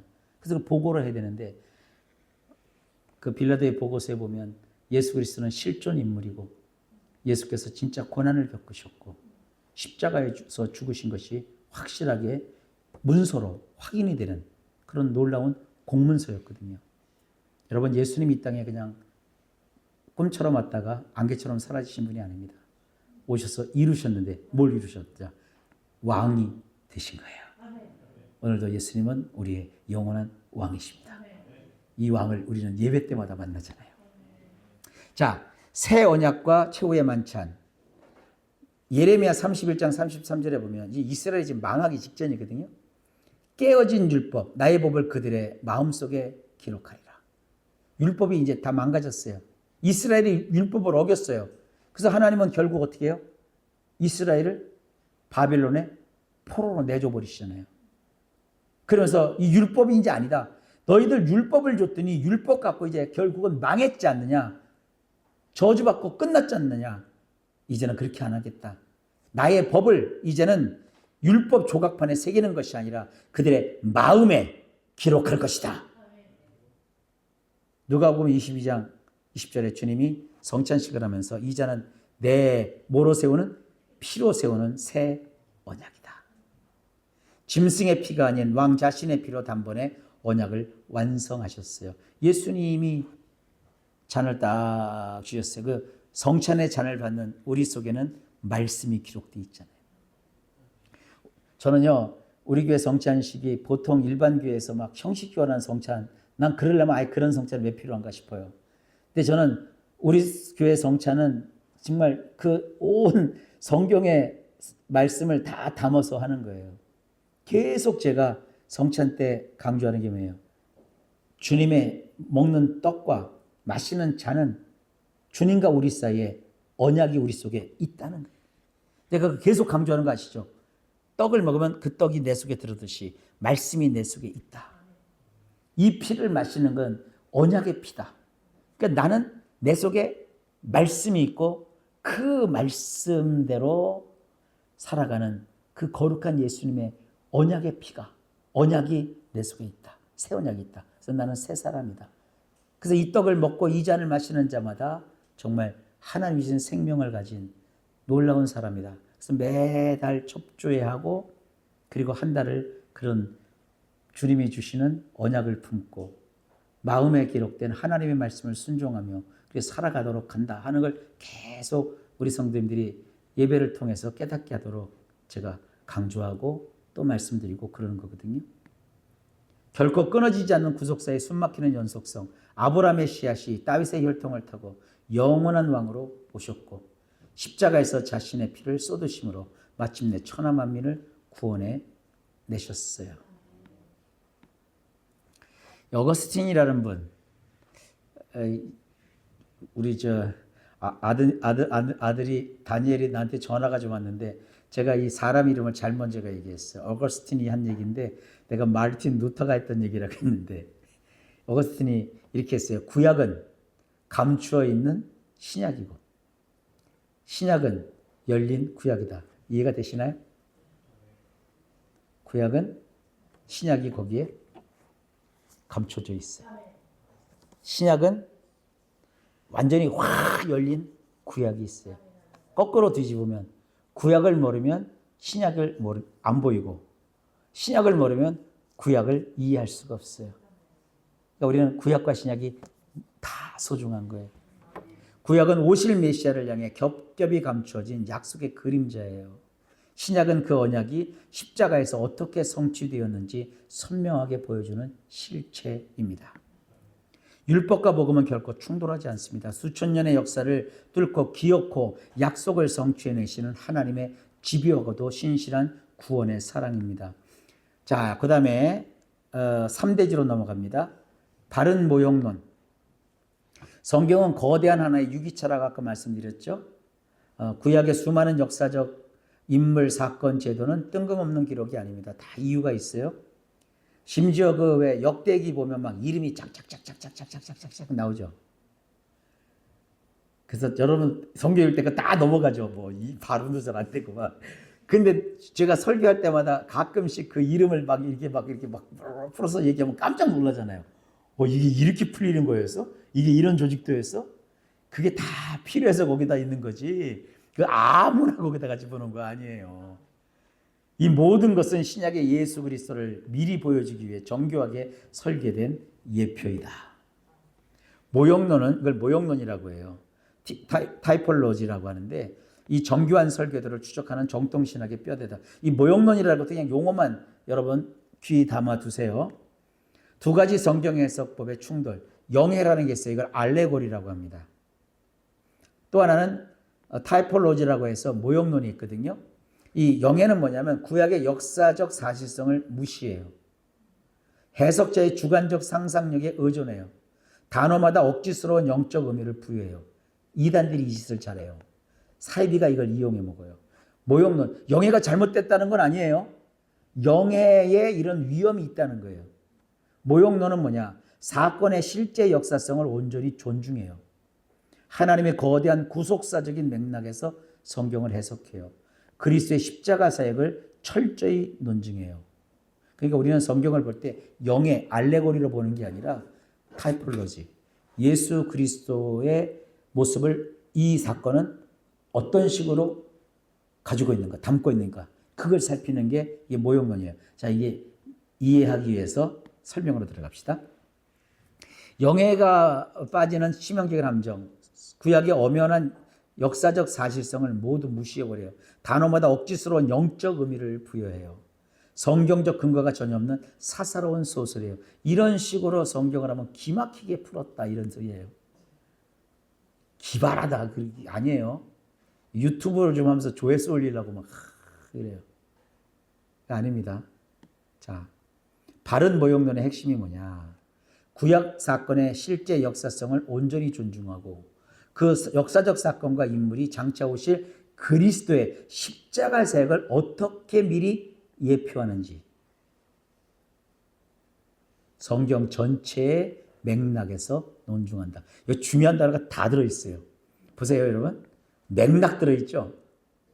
그리스도의 십자가 사역이 들어있죠. 역사성 들어있죠. 하나, 둘, 셋. 하나, 둘, 셋. 자, 역사성. 이거 뭐 아까 지금 설명하게 넘어갑시다. 자, 이제 노아의 방주를 이렇게 이제 풀어요. 이거 보면 기가 막힙니다. 노아 방주 이제 생각해 봅시다. 노아의 방주, 방주나무, 아카시아 나무거든요. 보통 이제 노아 방주를 이제 만들었던 것이 영어로 뭐 아카시아 나무예요. 이렇게 해석합니다. 영어는 그 나무로 십자가도 나무다. 노아의 방주는 십자가 예수님이 달리신 십자가 나무를 상징한다. 노아 방주가 삼중구조잖아요. 이게 삼위일체 하나님을 뜻한다. 벌써 30년 양태로 벌써 난리가 났어. 방주에 역청 발랐죠, 역청. 이게 예수님의 피다. 옆으로, 문이 옆으로 났어요, 방주는 옆으로. 이건 창에 찌르신 예수님의 옆구리다. 언뜻 은혜로 보이나 역사적 근거가 전무한 해석자의 상상력이다. 그래서 부흥 강사 모시는 오면 되게 이렇게 풀어요, 성경. 재밌죠. 재밌죠. 아니에요. 그럼 뭐냐? 물심판에서 오직 방주 안에 들어간 자만 살듯. 뭐 역청을 발랐는지 나무가 아카시아 나무이든지 문짝이 옆으로 뚫렸는지 위로 뚫렸는지 칸이 3칸이든 4칸이든 그건 중요하지 않아요. 그냥 그건 생존하기 위해서 그렇게 진 것뿐이요. 방주가 박스형으로 되어 있는지 아니면 진짜 배 모양으로 되어 있는지 그것도 중요하잖아. 그냥 방주를 만든 거예요. 그게 중요한 거예요. 근데 중요한 건 오직 방주 안에 들어간 자만 살아요. 최후의 불심판에서 오직 예수 그리스도 안에 들어간 자만 구원을 받는 거예요. 방주는 고대 사회의 엄연한 역사적 심판 사건이자 구원의 예표일 뿐이에요. 타이프. 예표예요, 예표. 근데 그걸 들여다보고 막 이건 이렇고 저건 저렇고 그렇게 볼 필요가 없어요. 얼마나 단순해요. 아, 방주가 안에 들어가서 살아야 되는데 안에 못 들어갔네. 안에 들어간 누구는 살았어요. 짐승들은 다 살았네. 그러니까 우리가 안에 들어오면 되잖아요. 그러면 신경 쓸 거 없어요. 그러니까 그냥 교회 다니면 돼. 뭐 그냥 이렇게 삐쳐도 교회 다니고 시험 들어도 교회 다니고 문제가 있어도 교회 나오고 그냥 우리는 그냥 교회는 방주다 생각하고 그리고 예수님 안에 있으면 돼요. 교회 와서도 자꾸 사람들 안에 들어가지 말고 주님 안에 들어오면 돼요. 십자가 앞에 나와야 돼요. 내 주의 보혈은 정하고 정하다. 몸이 아파 죽을 것 같아요. 막 내일이면 죽는다고 그래도 내일 죽더라도 오늘 와서 십자가 밑에 엎드려서 주 내가 주 앞에 왔습니다. 오 주여 십자가 갈보리 산 위에 십자가 주님 못 뵙겠으냐고 하고 기도하면 갑자기 막 성령이 임해가지고 성령이 막 불덩어리가 떨어져서 병이 떨어져 나갈 줄 믿습니다. 알았죠? 방주가 어떻게 뭐 교회 문이 어떻게 달렸고 아무 소용없어요. 예수 안에 교회 분별도 마찬가지예요. 목사님이 무슨 학벌을 어떻게 하고 교회가 무슨 시스템이 어떻고 그거 하나 중요하잖아요. 시스템 좋은 거는요 대전에 많아요. 지난 주일날 우리 어린아이들 좋은 데 갔었어요. 그거 다 있잖아요. 거기 막 에어컨도 있고 놀이시설도 있고 먹거리도 있고 그런 데 가면 돼요. 좋은 거. 그냥 교회는 무조건 교회가 가면 그리스도 안에 있는가? 정말 그 예배를 통해서 내가 그리스도 안에 들어있는가? 그게 중요한 거예요. 그거 안 보고 자꾸 사람들이 이상한 걸 봐요. 여러분, 신앙은 그리스도 안에 있는 거예요. 그게 방주요. 이해됐죠? 자, 그 다음에 장대에 매달린 놋뱀 볼까요? 모세가 광야에서 뱀을 든 것 같이 인자도 들리하리라. 예수님 말씀하셨어요. 예수님이 직접 이 사건의 진짜 모욕론적인 해석을 보여주셨어요. 그렇다면 왜 하필 놋새로 만든 뱀일까? 자, 영예합시다. 영예는 이렇게 해요. 놋새는 변치 않는 예수님의 신성을 상징하고 장대는 십자가의 수직과 수평을 상징한다. 이렇게 장대가 있잖아요. 장대가. 여기 뱀이 이렇게 매달려 있잖아요. 아, 십자가가 똑같이 닮았다. 놋새는 신성으로 풀거나 장대 모양의 기계적 십자가의 형태로 조각내어 해석하는 것은 구속사적 본질을 흐리는 전형적인 알레고리, 영예의 폐해입니다. 성경에서 하나님의 신성을 나타내는 것은요, 놋이 아니에요. 순금이에요. 볼까요? 놋이라는 재료가 가진 구속사적 의미를 봅시다. 하나님을 만나는 성소 안에, 성소 안에는 재료가 금과 은이요. 금으로 이게 법궤를 만들었고 이게 다 금으로 만드는 거예요. 금초대, 또 진설병 떡상, 분향단, 그것이 다 금으로 만들고 은은 받침대가 다 은으로 만들었어요. 이건 하나님의 영광과 신성이요. 그럼 성소 밖에는 윗들, 이게 번제단과 물두멍이 있잖아요. 이건 다 뭘로 만들었어요? 놋으로 만들었어요. 이건 죄를 태우고 죄를 씻는 놋은 그런 용도예요. 구약 성막에서 놋은 하나님의 공의로운 엄중한 심판과 대속을 상징해요. 자, 봅시다. 이 불뱀은요, 놋뱀은 독은 없으나 죄의 모양을 한 놋뱀이요. 이렇게 놋으로 뱀을 만들었어요. 치명적인 원수의 불뱀의 모양을 정확히 하고 있어요. 그러나 이 노뱀은 사람을 물질 못해. 왜? 그 안에 독이 없어요. 로마서 8장 3절에 죄는 없으시되 죄 있는 육신의 모양으로 예수님이 오셨다. 인간의 몸을 그대로 입고 오셨잖아요. 근데 예수님 뭐가 없다고요? 죄가 없어요. 우리 대신 저주의 장대에 달리신 죄 없으신 예수 그리스도를 완벽하게 예표한다. 그래서 노스예요. 이게 타이폴로지, 모형론으로 푸는 거예요, 성경을. 자, 고도로 설계된 언어적 선포를 좀 볼까요? 이 시브리어인데 조금, 여러분 시브리어를 못 읽어도 글자로 좀 비슷한 거 봅시다. 이게 N이란 뜻이네. 똑같네. 햇. 이거 똑같네. 쉿. 똑같네. 세 글자가 똑같네.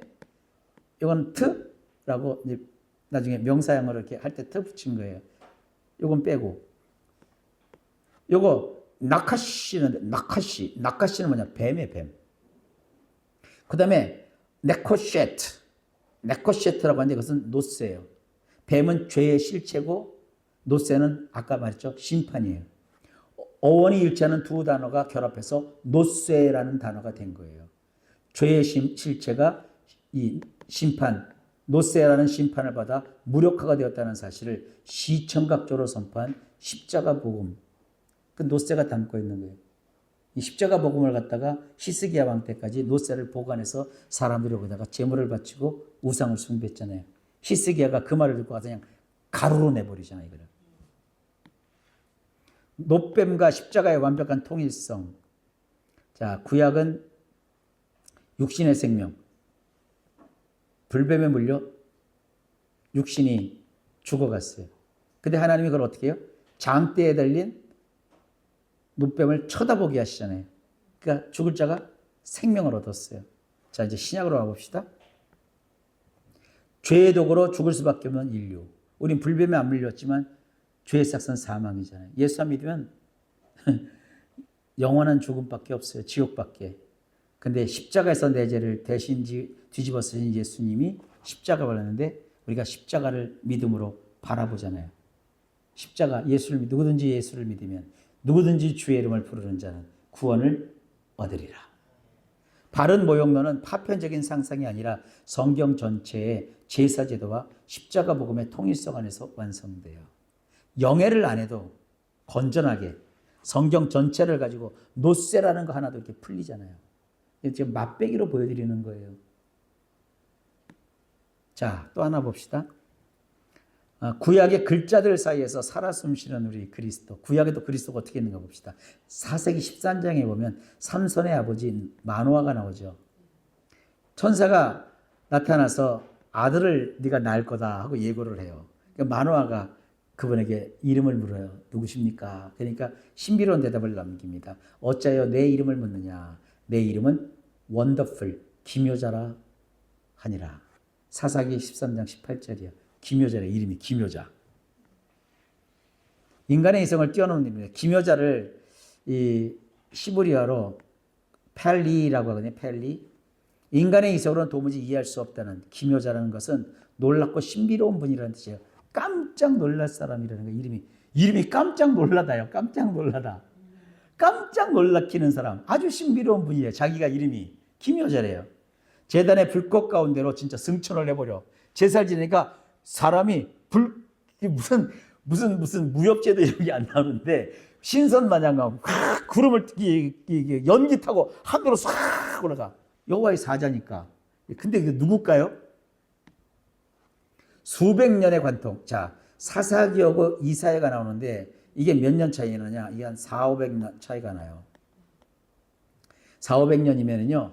우리나라 치면 고려시대, 한시대가 차이가 나는 거예요. 사사기, 만호아 때가 내 이름은 기묘자라 그랬어요. 400~500년이 지났어요. 이사야 때. 이사야가 미래를 바라보며 9장 6절에서 뭐라고 하느냐. 이는 한 아기가 우리에게 낳고 그의 이름은 기묘자라. 전능하신 하나님이라. 펠리.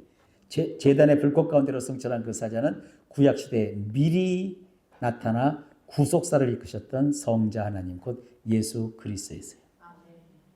예수님이 마리아의 몸을 통해서 이 땅에 와서 예수님이 된 게 아니요. 근데 왜 그 예수라는 어떤 그 영화를 보면, 드라마를 보면 다 그렇게 돼 있어. 마리아가 낳는데 예수가 자기가 누군지도 모르다가 27살쯤 되니까 자기가 하나님의 아들인 걸 느껴 이제. 그 영화가 그래요. 지저스무라는 건데 그걸 또 뭐 CBS인가 무슨 CBS인가 CTS에서 또 연속으로 방영을 해줬어. 그런 건 진짜 방영하면 안 되는데 그 막 장편 드라마처럼 그거 보고 뭐 사람들이 은혜를 막 받는다고 그래서 그래 많이 은혜 받아라 나는 성경 읽겠다 그랬거든요. 그런데 구약에 보면 예수님이 종종 나타나셔요. 아브라함도 예수님을 만났대. 웃기는 거 아니요. 아니 마리아가 그때 태어나지도 않았는데 어떻게 예수님 몸을 가지고 왔다 갔다 하시냐. 그러니까 예수님이죠. 그 예수님이 미리 나타나는 걸 선제라고 해요. 주의 현이라고도 하고. 그러니까 이렇게 마노아에게 나타나서 예수님이 아기 낳는다. 이름 물어보니까 나는 김여자다 하고 연기 타고 올라가셨어. 참 놀랍지 않습니까? 이러고 우리 예수님 참 재밌으세요. 필요할 때 나타나시고 얼마나 좋아요. 바른 모형론이 주는 궁극적인 은혜, 바른 예표와 모형을 찾아가는 구속사적 성경 읽기는 단순한 지적 유의가 아닙니다. 성경 전체를 유기적인 통일성으로 읽어낼 때 우리는 놀라운 사실을 발견합니다. 구약의 모든 페이지마다 예수 그리스도의 핏자국이 깊게 묻어 있습니다. 제가 자주 봤던 아서 핑크라는 그 성경 학자가 있어요. 이분은 공부도 별로 안 하신 분인데 성경을 엄청 잘 보신 분이에요. 그분이 뭐라고 하냐면 자기는 성경 어디를 파든지 예수님의 보혈이 있대요. 얼마나 좋은 겁니까? 예수 그리스도의 보혈. 자, 4대지 이제 빨리 나갈게요. 영적 불균형과 극복과 전체 성경. 기복적인 성경 편식의 씁쓸한 해프닝, 매년 송구영신 예배에 말씀 카드 뽑기, 달콤한 축복의 말씀만 부여잡는다. 부담스러운 책망의 구절은 슬그머니 다시 집어넣는다. 그러니까 여기서 팔 때 보니까 이제는 요즘은 봉투에다가 이렇게 밀봉해서 주더라고요. 무슨 웃기는 짓 아니에요. 운수를 점치듯 성경을 대하는 태도입니다. 여러분 절대 성경 구절 갖고 점치지 말아요. 성경 편식은 영혼을 망칩니다. 거대한 구속사의 숲에서 매입에 맞는 구절만 부적처럼 빼내는 것. 이것은 필연적으로 신앙을 병들게 하고 치명적인 영적 신학적 불균형을 초래한다. 오직 성경에서 전체 성경으로 솔라 스크립투라, 토타 스크립투라, 전체 성경. 종교개혁자들은 오직 성경이라고 했어요. 지금은 전체 성경을 봐야 돼요. 전체 성경을 편식 없이 먹어야 합니다. 진리는 역설적인 조화 속에서 존재합니다. 한쪽만 편식하면 이 거룩한 균형은 무너집니다. 우리는 전체 성경을 먹을 줄 알아야 됩니다. 하나님의 주권과 인간의 책임, 하나님의 절대 주권. 로마서 9장에는 오직 긍휼로 여기시는 하나님으로 말미암아. 로마서 10장에는 내가 입으로 시인을 하고 마음에 비우면 구원을 받는다. 모순처럼 보여요. 로마서 9장에는 오직 긍휼히 여기시는 하나님으로 말미암아 이렇게 살아야 된다는데 갑자기 장이 바뀌고 로마서 10장 가서는 네가 이제 입으로 시인해야 되고 네 마음으로 믿어야 구원을 받는다. 인간의 책임과 결단을 말한다고요. 그러니까 이거를 어떻게 이해해야 되느냐고요. 어느 쪽만 편식한다면 만약에 주님의 주권만 편식하면 하나님이 다 하신 거 주권자시니까 하나님이 다 하시는데 뭐 영적 나태요. 운명론이요. 하나님이 여러분 건강 주세요. 그 운동해야 돼요. 하나님이 다 하시는데 운동을 왜 해? 그럼 밥도 먹지 말지. 어떤 마술사가 살았대요. 마술사가 요리하는 게 하도 싫으니까 요술을 그렸대요. 평생 배고프지 말아라 그랬대요. 그러니까 사는 재미가 없어지더래. 그거 아니에요? 근데 책임만 편식하면 맨날 버림받으면 어쩌나. 행위기원의 분에 빠져요. 전체 성경을 먹을 때만 이 역설적 진리가 조화가 돼요. 또 시편 103편에 봅시다. 여긴 끝없는 위로와 사랑, 노하기를 더디하시고 인자하심이 풍부하다. 근데 마태복음 7장에 보면 열매 맺지 않는 나무보다 지켜 불에 던지오시니라. 여러분들 혹시 집회 같은 데 잘못 가면 이것만 들어. 그럼 다 죄책감에 빠져가지고 좀 미쳐 그냥 막 열매 맺지 않는 나무, 지켜 불에 던진 나무. 공포에 질려. 한 사람 내가 아는 사람이 있어요. 맨날 여기 있어. 내가요 이거 설교하잖아요. 얼굴이 삐쳐요. 어? 하나님은 열매 맺지 않는 나무보다 직접 던진다고 그랬는데 목사님은 맨날 은혜가 풍성한 하나님만 전하냐고 말은 하는데 얼굴에 쓰여 있어. 그래서 내가 진짜 재밌어서 이렇게 해요. 보면서 이렇게 설교를 하잖아요. 옛날 얘기예요. 그러면 얼굴이 불그락불그락. 요거 하면 얼굴이 불그락불그락해. 이거 하면 또 그래. 아이고. 달콤함과 쓰디씀을 모두 삼켜야죠. 사랑만 편식하면 하나님을 내가 조종할 수 있는 만만한 존재를 취급해요. 심판만 편식하면 숨막히는 두려움의 노예가 돼요. 여러분 뼈를 때리는 쓰디쓴 책망의 말씀도 아멘으로 삼켜야 되는 거예요. 두 가지 양면성이 다 있는 거예요. 다 이해할 수 있어야 돼요. 성경을 편식하지 말고 통째로 보셔야 돼요. 이건 지난주에 됐지만 잠깐 볼까요? 바울과 야고보. 바울의 적은 적이다는 거예요. 적이. 바울은 누굴 상대로 말씀을 전했냐면 율법주의자들을 적으로 삼고 행위를 부수고 오직 믿음을 선포한 거예요. 야고보는 율법주의자가 아니라 율법 폐기론자들을 향해서 그들을 적으로 삼고 말한 거예요. 은혜를 핑계로 마음대로 죄짓는 방종, 십자가의 악용을 부수고 행함이 있는 믿음을 촉구한 거예요. 그러니까 그 율법주의자들에게 대해서는 바울이 오직 율법이 아니라 믿음으로 말미암아 구원을 받는다. 이신칭의 그거를 얘기했고 야고보는 율법 폐기론자들을 향하여서 야 이놈들아 니네들이 믿음을 막 얘기하면서 율법을 그렇게 막 저기하고 마음대로 죄짓고 방종하느냐? 교회 안에 편가르고 말이죠. 가난한 사람이면 저 문 밖에 있으라 그러고 부자고 면 이리 와 앞으로 와서 상석에 앉으세요 하고 막 차별하는 거 아니냐? 그렇게 하면 안 된다. 행함이 없는 믿음은 죽은 거다 이놈들아. 적이 다른 거예요. 공격하는 적이. 근데 우리 이걸 모르고 바울과 야고보는 서로 반대가 된다. 이딴 식으로 한다고요.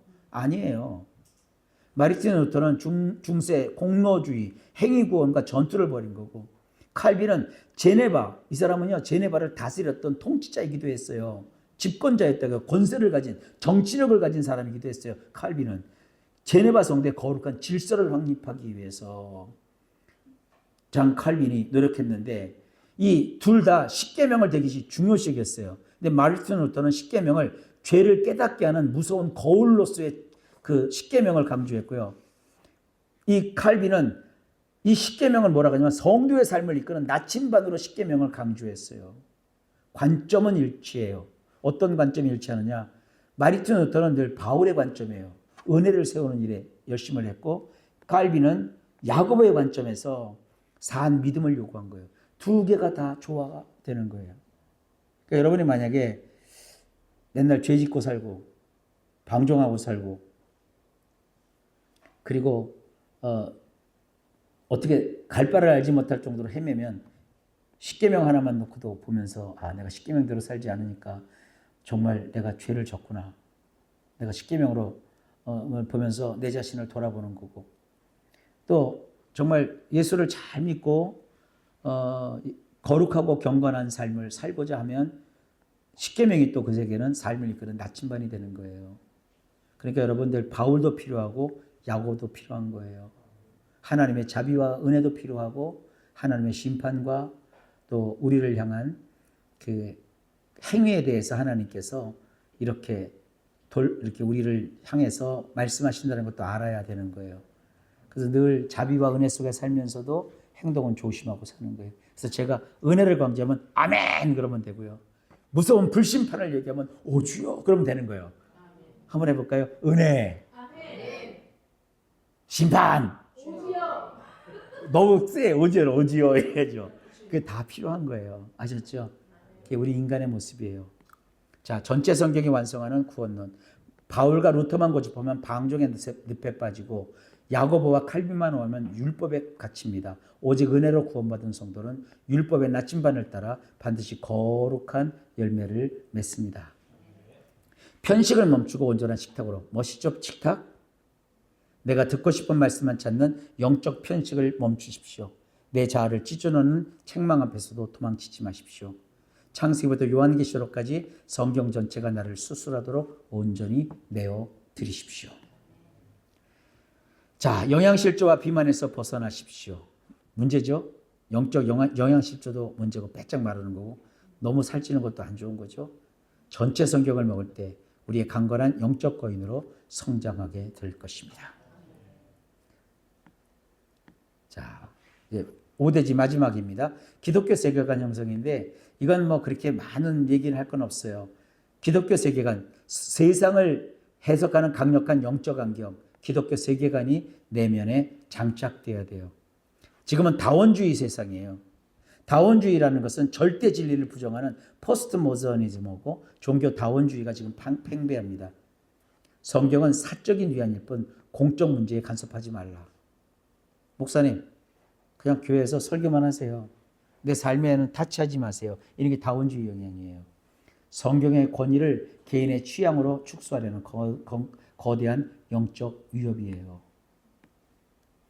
성경의 거대한 이야기를 우리의 삶과 온 우주를 해석하는 가장 근본적인 공적 진리로 받아들여야 된다. 이게 레슬리 뉴비긴이라고 하는 아주 유명한 선교사님입니다. 인도에서 사역하셨던 분인데 이분이 인도 사람들 되게 복잡하잖아요. 그 무신론과 우상과 막 이런 이방 족속들이 팽배한 그곳 거기서 사역하셨던 분인데 이분이 한 선교 대회에서 굉장한 강연을 하셨어요. 성경의 내용은 어느 나라, 어느 시대를 가든지 성경은 통하는 공적 진리예요. 성경은 일본 사람에게도 통하고 한국 사람에게도 통하고 아프리카 사람에게도 통해요. 누구에게나 성경은 통해요. 성경적 뼈대가 없으면 세속 철학의 탕류에 허무하게 휩쓸려 갑니다. 신앙과 삶이 분리되는 이원론 조심하셔야 돼요. 자, 그 다음에 주일은 성자, 월요일은 포식자 이렇게 되면 안 되죠. 자, 이런 거는 뭐 좀 여러분들이 이런 것까지는 읽어볼까요? 십자가 대신 진영 논리로 이제 또 이제 선거철이 오는데 교회에서 진영 논리 그런 거 안 돼요. 신앙 이탈과 안 나아가 교회 가난한 성도의 증가 원인이 뭐냐? 사실은 그 사람 안에 바른 세계관 뼈대가 없기 때문이에요. 교회만 다녔지 말씀으로 그가 삶의 뼈대를 못 갖추니까 안 되는 거예요. 인생을 살려면 위기를 닥치잖아요. 고난, 상처, 또 기도를 했는데 기도가 잘 안 돼요. 세계관이 없으면요. 어떻게 돼요? 교회 앞에서 고난 앞에서 산산이 조각나서 교회를 떠나요. 상처 때문이 아니라 세계관이 부재하기 때문에 떠나는 거예요. 아까 얘기했던 사막 드라마 뼈대가 장착되어 있으면 우리는 모두 타락한 죄인이지만 아직 이 땅은 완성이 아닌 것이다. 폭풍 속에서도 십자가의 낯을 굳게 내리고 현실을 돌파합니다. 오늘 저하고 이 강의를 듣는 모든 분들은 인생의 위기를 당했을 때 기독교적인 세계관을 가지고 사막 드라마 인생을 생각하면서 아무리 어려워도 나는 십자가 구속과 완성될 그 사이에 있기 때문에 어떤 폭풍호 속에서도 십자가 든든히 붙잡고 날마다 이기며 나갈 것이다. 자, 고난을 마주할 때 이거 십자가 굳게 붙잡고 절대 흔들리지 마시고요. 기독교 세계관은 환난과 시험의 비바람 속에서 우리 영혼의 닻을 지켜주는 강력한 생명줄입니다. 자, 이제 거의 다 왔어요. 자, 이제 이렇게 보고 말씀에 섰을 때에 이제 나를 내어 놓아야 됩니다. 성경은 단순히 읽고 끝나는 책 아닙니다. 내 자아를 찢어놓은 고통스러운 책망의 말씀 앞에서 도망치지 마십시오. 성경 전체가 내 삶의 모든 영역을 수수하도록 기꺼이 내어드릴 때 우리는 파편화된 교훈을 넘어 세상을 이기는 영적 거인으로 성장합니다. 성경으로 세상을 읽어내십시다. 이것은 혼돈의 시대를 거스리며 세상의 소금과 빛을 살아나게 하는 가장 강력한 지적 영적 무기입니다. 자, 이제 오늘 여기까지 했는데요. 자, 이제 30분입니다. 우리가 1강, 2강, 3강, 4강, 5강 쭉 봤죠. 이제 동영상을 다 올려놨는데 아마 그 영상을 쭉 봤을 때는 들을 때는 되게 힘들었을 거예요. 근데 희한하게 듣고 나면 듣기 전에 이 질문과 답변을 보기 무슨 소리야 하나도 모르겠는데 이 쭉 강의를 듣고 영상을 보고 나서 질문과 답변을 딱 보면 이게 술술술 들어와요. 자, 오늘 이제 시간 2분만 더 쓸게요. 딱 볼까요? 질문 1번, 여기도 이제 질문 1번만 한번 해볼까요? 지엽적인 논쟁에 빠지는 것을 막고 성경의 거대한 흐름을 타기 위해 본문을 세밀하게 관찰하는 이것과 성경 전체를 사막 드라마로 조망하는 저것의 조화가 필요하다. 이 두 가지 시선을 비유하는 단어는 각각 무엇인가? 자, 현미경과 망원경이다. 현미경에만 집착하면 나무만 보고 숲을 잃어버리며 망원경만 보면 삶의 구체적인 적용을 놓친다. 이 두 시선이 조화를 이룰 때 우리는 창조, 타락, 구속, 완성이라는 거대한 사막 드라마 속에서 나의 배역을 정확히 찾을 수 있다. 그리고 성경 전체 어디를 보더라도 이렇게 전장을 보고 그리고 거기서 인간의 타락, 그러나 타락한 인간을 구원하는 하나님의 그 구속, 그리고 그걸 통해서 결국은 하나님이 이루실 완성, 그 대목으로 성경 어디를 봐도 우리가 늘 교훈을 받을 수 있잖아요. 다시 얘기하면 저와 여러분은 지금 예수님의 십자가 구속으로 이룬 엄청난 구원, 그 이유를 살고 있어요. 장차 올 예수님의 재림 그 가운데 사니까 우리가 반드시 이기고 잘 될 줄 믿습니다. 이제 다음 시간 이제 마지막 시간입니다. 마지막 시간도 내용이 만만치 않은데 어때요? 이렇게 폭주하는 기관차처럼 계속 쭉쭉 나오는데 여러분에게 좀 도움이 됐으면 좋겠고요. 어쨌든 오늘 얘기했던 것 중에 제일 중요한 게 기독교적 세계관입니다. 이러면 이거 배워가지고 야 이거 신학생도 아닌데 왜 이런 것까지 배워야 되느냐? 아니요, 이걸 알고 있어야 이제 이걸 이렇게 듣고 나면 여러분 설교 듣는 귀가 열려요. 그리고 제 설교는 너무 많이 들어갔고 여러분들이 아주 그냥 딱지가 붙었을 것 같은데 이제 뭘 봐도 아 이건 이런 부분이구나 저런 부분이구나 이게 좀 분별력이 생기면 좋겠고 좀 그렇습니다. 이제 다음 시간에 이제 할 얘기를 오늘 조금 또 했는데 오늘 수고 많으셨습니다. 자, 옆 사람들 좀 인사 좀 하고 수고했습니다. 수고했습니다. 하나님께 영광의 박수 한번 돌리고요. 제가 기도하고 마치겠습니다.